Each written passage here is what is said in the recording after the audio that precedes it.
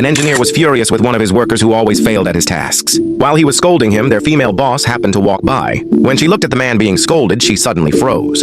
The engineer yelled, "I've been watching you for a week. Your work is always a mess." "I'm sorry, sir. I promise I'll do better from now on."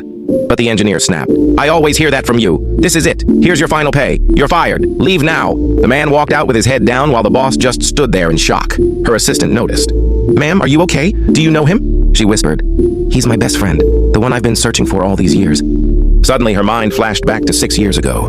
Back then, her mother tried to marry her off to a rich old man for 10,000 yuan. She was crying for help when her best friend suddenly showed up. When he found out what her mother was doing, he was furious. He ran to the bank, withdrew the money, and gave it to her mother. Her mother just said, "She's yours now. I don't need her anymore." She cried because she still wanted to finish school, but her aunt lived far away. So her best friend did something incredible. He handed her his ATM card, all his savings. He told her to use it to finish her studies and pay him back after graduation. Back in the present, the boss wanted to run after him, but her assistant stopped her. "Ma'am, don't. If you see him like this, he might feel too embarrassed to face you." She agreed and waited for the right moment. When she finally found him, he was being mocked by his former co-worker. "Hey bro, look at you now, so pathetic. If you'd stayed, you'd be promoted like me." The man just looked down, silent, until the boss shouted his name. He froze when he recognized that voice. When he turned around, he saw his best friend. They walked toward each other, but the co-worker butted in. "Is this your girl? You both look pathetic." The man said, "Don't talk to her." The co-worker sneered, "Wow, you two losers deserve each other," and walked away. She asked him how he'd been.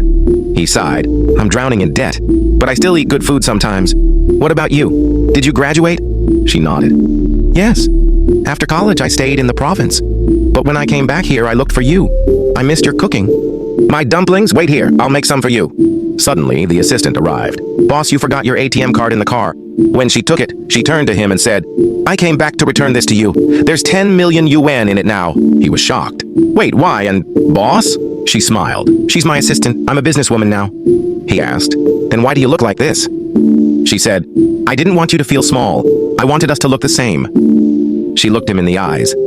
"You helped me when I had nothing. Now it's my turn. Be my business partner. Let's chase our dreams together."